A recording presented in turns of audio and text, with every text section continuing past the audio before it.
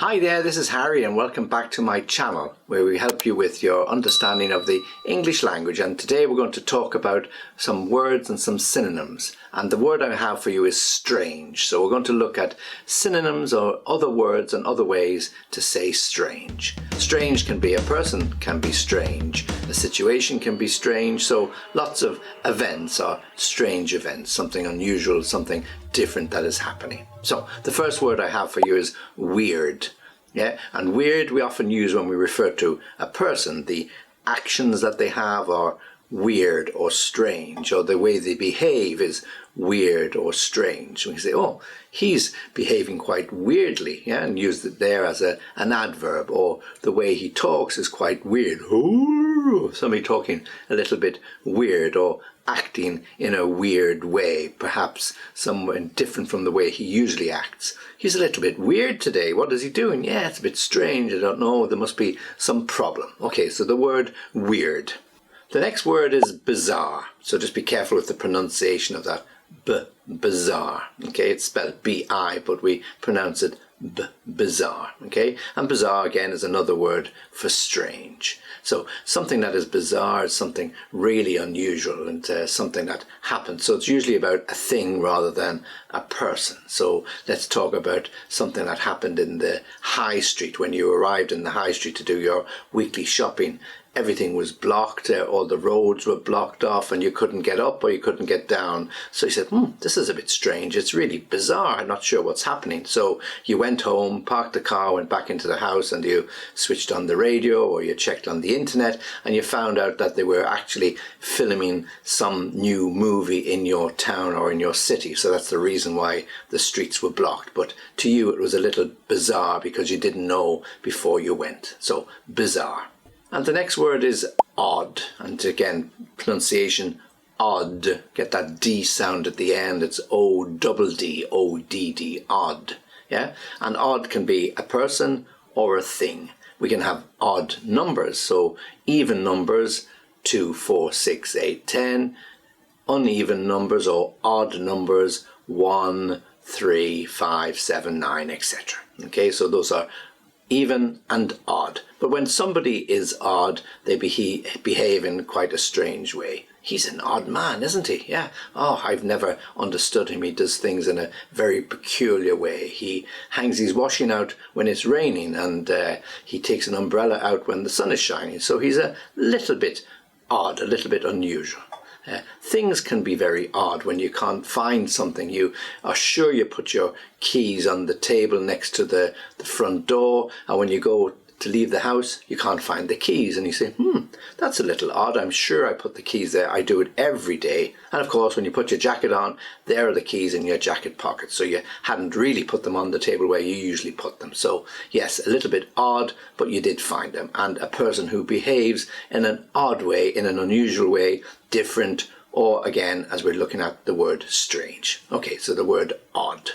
And the next word is quirky. Again, we have to be very careful with the pronunciation here. You've got that Q-U at the beginning, like the word quick, quick, but here, quirky, Q-U, quirky.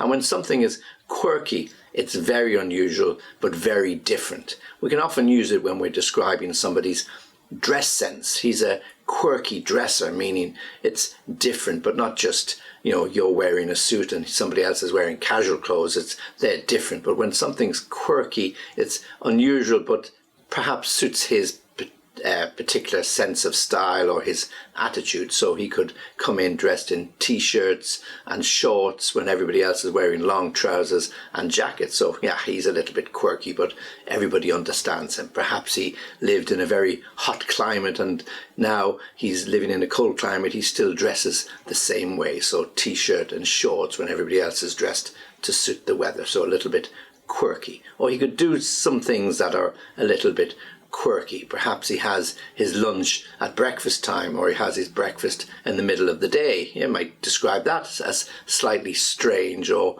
quirky. Okay, so different things can be unusual, they can be strange, and they can be quirky.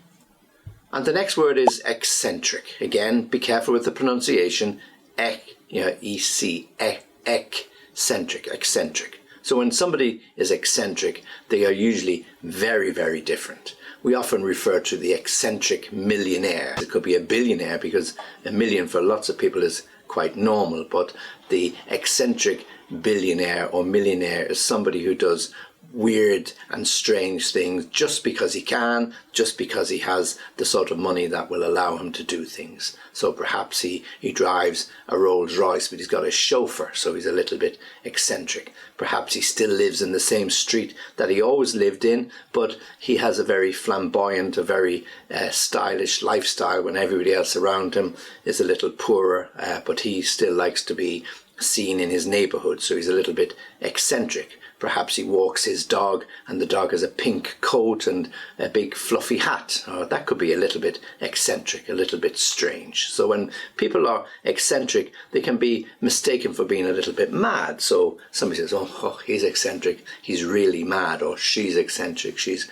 really mad. And often it's given away by the way they dress or the way they behave. So big flamboyant hats or mad hairstyles or very flashy clothes. These would all be ways of describing somebody as a little bit eccentric, strange. And the next word is surreal. Again, pronunciation is very important. S-U-S, surreal. And when something is surreal, yes, it is strange, yes, it is unusual, but it's usually something that we don't experience quite so often. Yeah, so a surreal experience would be like at the moment with COVID, the streets are empty. So you go into a city that is once very, very busy, cars up and down, people thronging into the shops. But on this particular Saturday in the middle of December, which is the biggest shopping days before Christmas, the streets are empty, the shops are empty, there is no traffic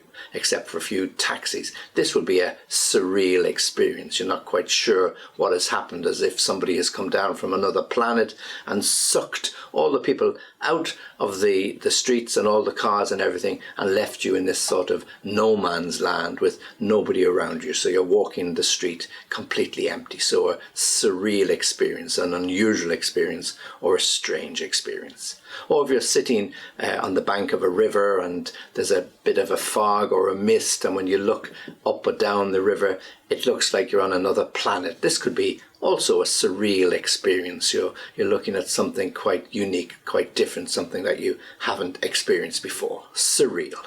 The next word, well, it's actually a phrase, off the wall, O-F-F, yeah, O-F-F, off the wall. And when we use that expression, off the wall, we very much refer to something that is different, something very unusual, something, as we say, left field even, that's come from nowhere, and you wonder, well, where did that come from? So you could be in the meeting with some of your friends or some of your business associates, and somebody makes some recommendation, or he has some idea, and everybody looks at them and go, what's that? That's a very off-the-wall comment to make, meaning very strange, very unusual. So they say, well, let's try something different. Why not? We're trying to attract new customers, so we need something a little bit off the wall. In the modern age, people are expecting and looking for something that is different. There's no point being the same as everybody else. So let's be a little bit different. Let's be a little bit off the wall. So it can be comments, it can be suggestions, it can be ideas. So if you're in the middle of a think tank, then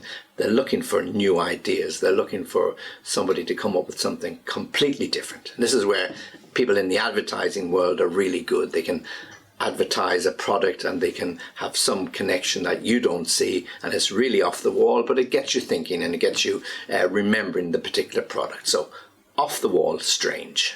And finally, the word funny, but I don't mean funny in a ha-ha way, but laughing, no, but we're talking about funny in a peculiar way, or again, in an unusual way. So somebody makes some reference and go, that's a little bit funny. So you're not laughing, it's strange, funny, strange, not funny, ha-ha, yeah? So funny in a peculiar way, but not funny in an amusing way. So it could be anything. It could be a reference to the way you do something, a reference to how you dress. Yeah, you're dressed a little bit funny today. It's not that people are going to be laughing, but it's a little bit unusual. Why are you wearing ski boots in the middle of summer? Why are you wearing a polo neck jumper in the middle of the summer, a hot summer? So it can be funny, strange, or a little bit unusual. So we use it to describe something quite peculiar, quite unusual, quite different, and quite strange. Okay, so there you have words connected with